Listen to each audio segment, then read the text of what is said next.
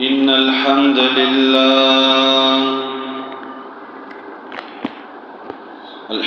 لله الذي خلق الإنسان وعلمه البيان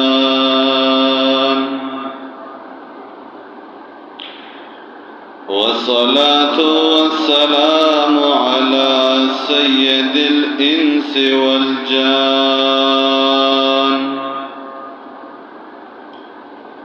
أما بعد فأعوذ بالله من الشيطان الرجيم بسم الله الرحمن الرحيم وقال تعالى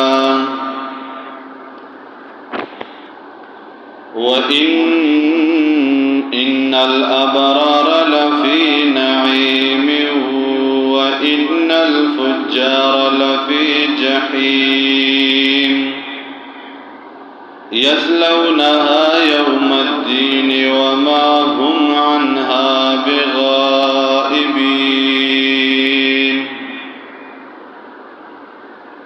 وعن أبي الدرداء رضي الله تعالى عنه قال قال رسول الله صلى الله عليه وسلم إن الله تعالى يقول أنا الله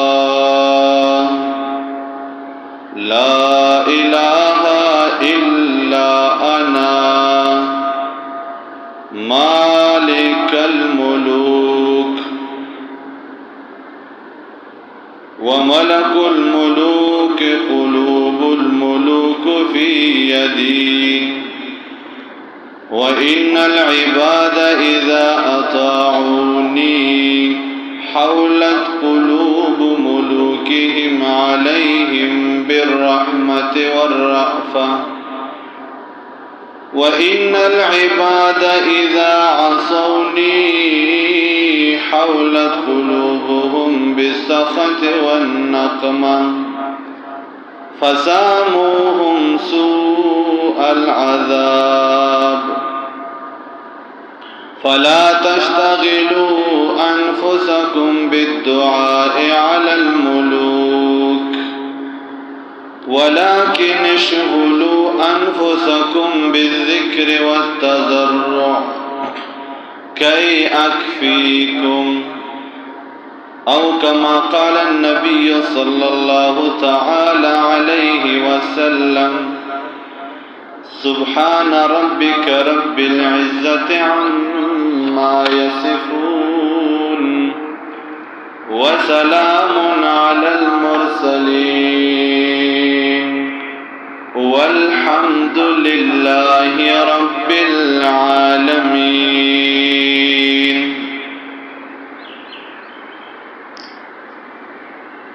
زمون قابل احترام مسلمانان و حاضرین و سامعین ماستاسو مخی دا قرآن مقدس یوسو آیاتنا مبارکہ تلاوت کرل او داغی سرمی دا جناب رسول پاک علیہ السلام دا احادیث مبارکون یو حدیث والمسلم دعا اور التجا دا اللہ پا دربار علیہ کی چمونگ لدی دا صحیح وینا فوها او داغین ورست دا منطول مسلمانان اللہ دا عمل توفیق را نصیب ان الابرار لفی نعیم وَإِنَّ الْفُجَّارَ لَفِي جَحِيمٍ. اللہ تبارک و تعالیٰ فرمائی نیکان و پا جنت کی او بدان و پا جہنم کی. رب کریم پا عالم ارواح کی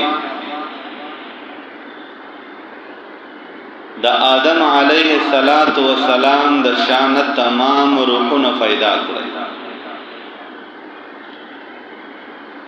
سروحون اخبر مخطا ودرول چی پاغے کے فاولنی سب پاندے دا انبیاء و ارواح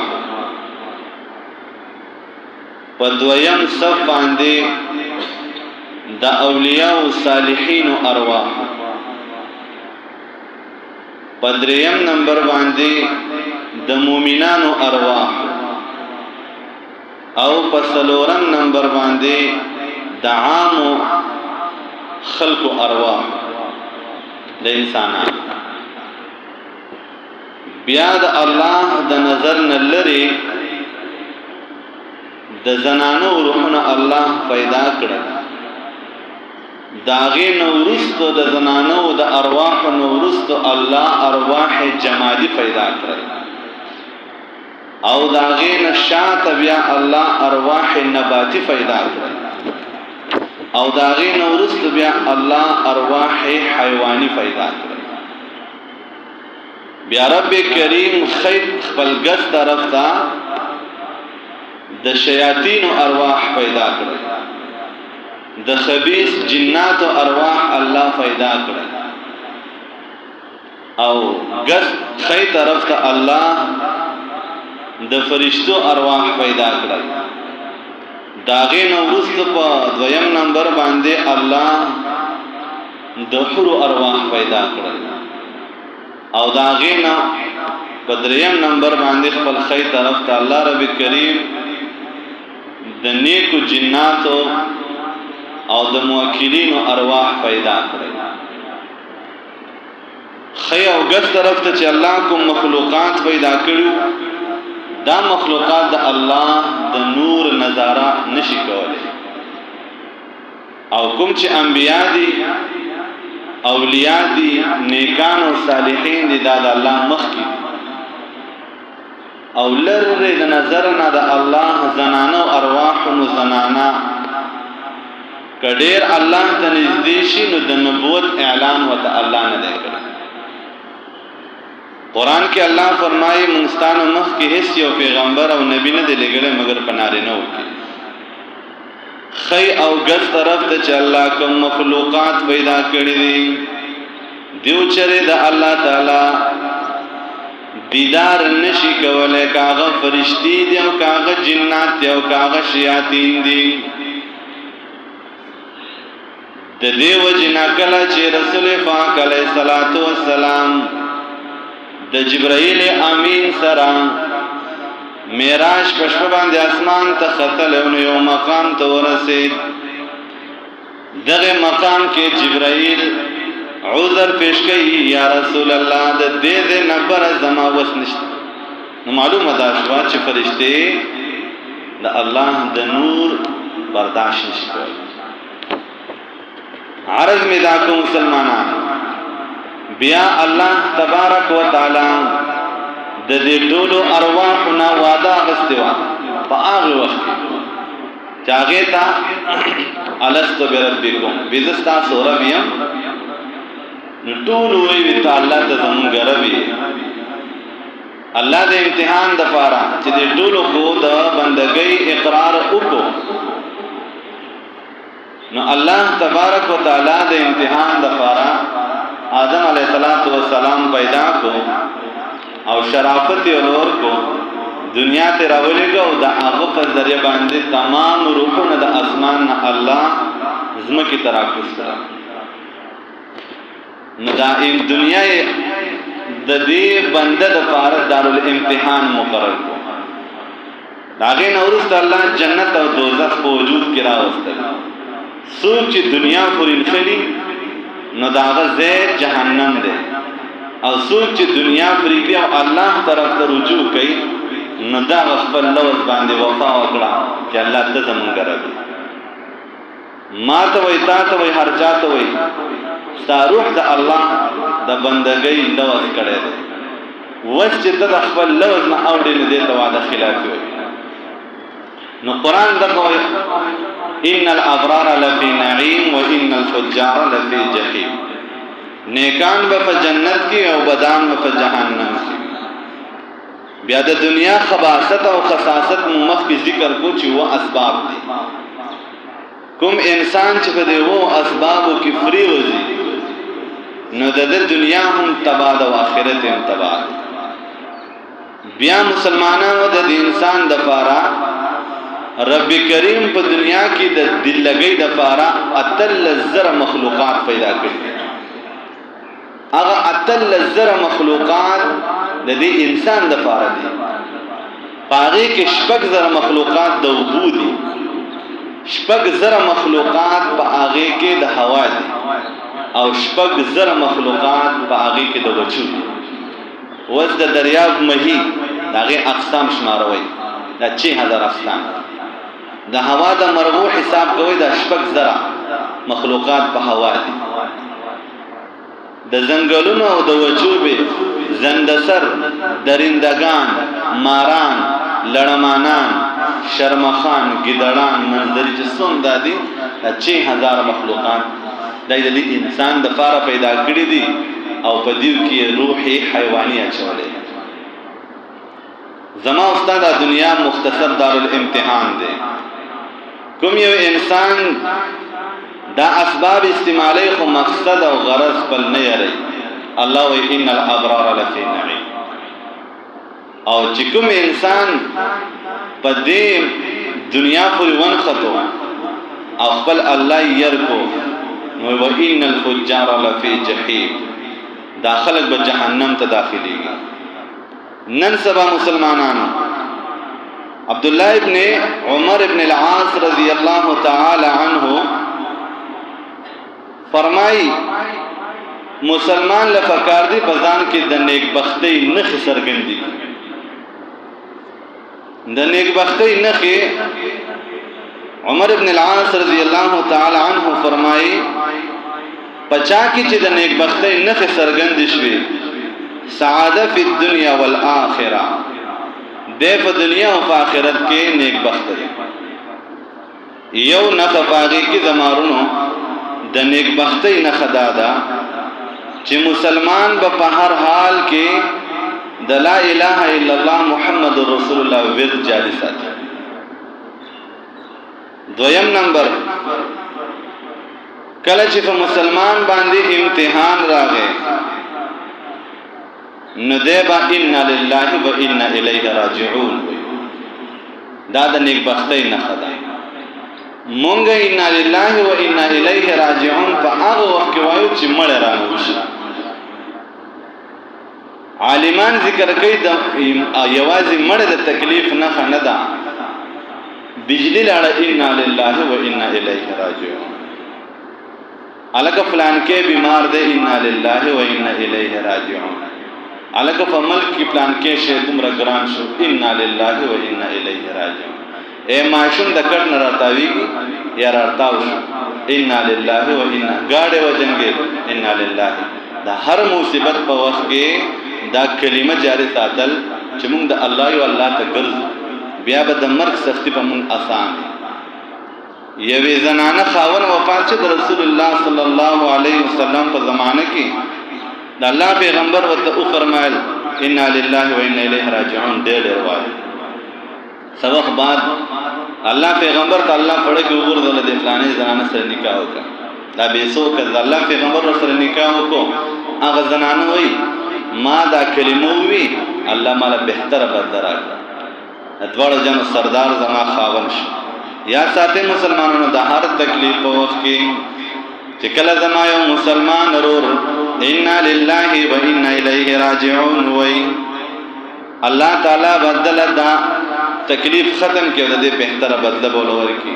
عمر ابن العاص رضی الله تعالی عنہ وای د نیک بختی دویم نه خدای چې مسلمان کله چې په امتحان او تکلیف راشي نو دی وای انا لله و انا الیه راجعون. دی وای انا لله و انا الیه راجعون وای او تاسو په دې باندې ازمیخ وکړئ.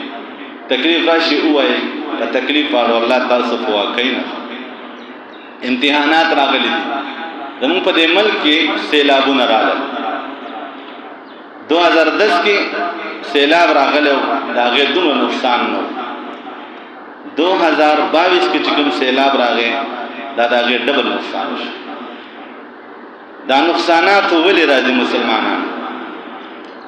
ډېر خلک بے کور شول، ډیر بازارونه تباہ برباد شول، کاروبارونه تباہ. ځکه په یو دکان باندې مسلمانانو په کروڑونو روپۍ لګولې دي. د چینه مارکیټ د یو دکاندار واقعه ده،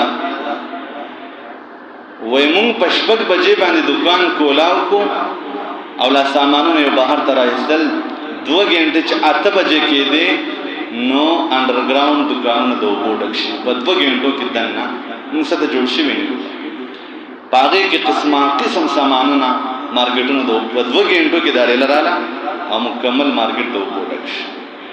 یو زنانه وي زمونږ ورلا پدرس اوپر راغلي، بیا چې موږ د کمرونو خپل صادرونه راغستل نو موږ د سینو پورې د اوبو ډوب شي، دومره پورې موږ سره جوړ شوي نه.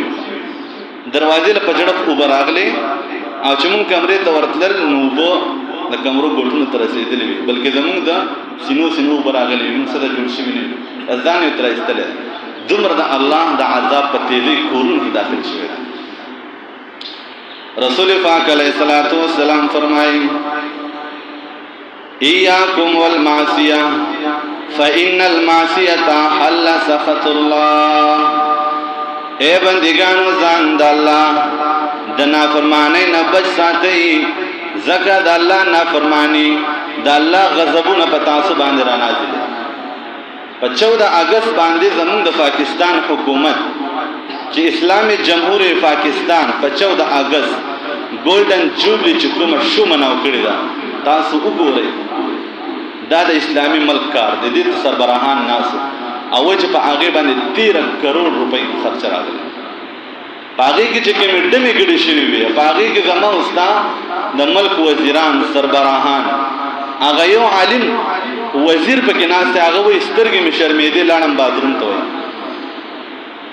دا بتا په زور هغه باندې 100 کروڑ روپۍ هغه کلی عام هغه ته خلک ناسته. نو په 14 اگست باندې دا وشو، یو هفته وروسته بیا سیلابونه راغلل او په یو هفته کې مکمل پاکستان د اوبو ډک شو.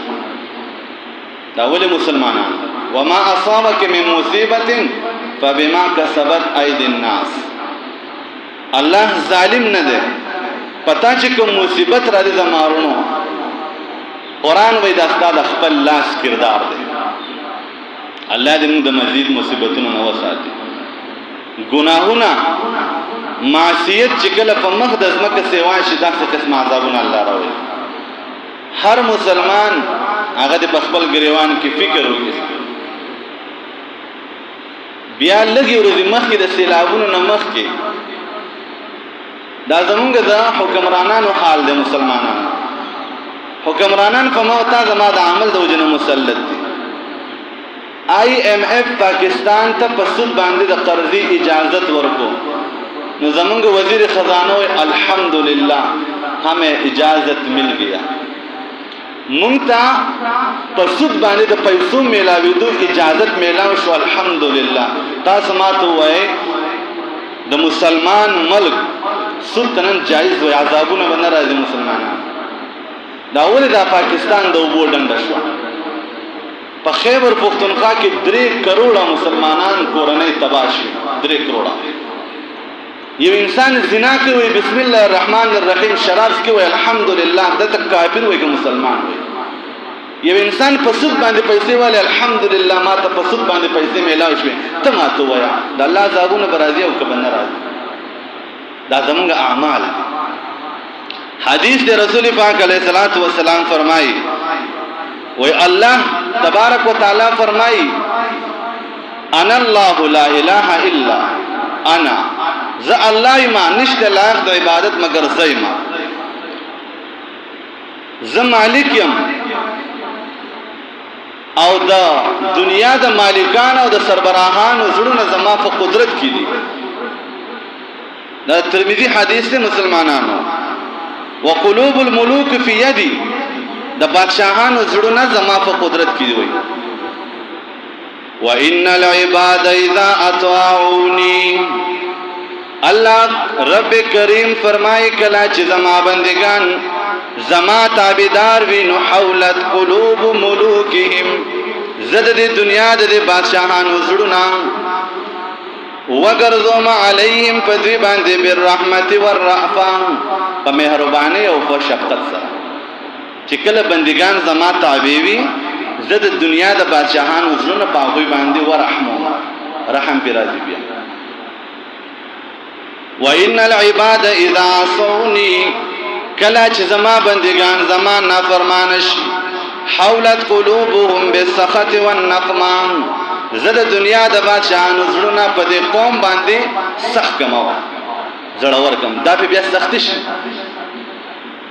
نو فساموهم سوء العذاب اول ناکاره سزاګانې ملاويږي بیا الله فرمای فلا تشغلوا انفسكم بالدعاء على الملوك اے بندگانو د دنیا د بادشاہانو نه مددونه مغواړي پاغو پر خپل تقدیر مجفتوي ولكن اشغلوا لیکن مشغوله کې خپل ځانونه بالذکر والتضرع د الله په یاد او الله ته فریاد او زارۍ باندې نو کوي اکفیکم الله وي زبدل پورې نه یار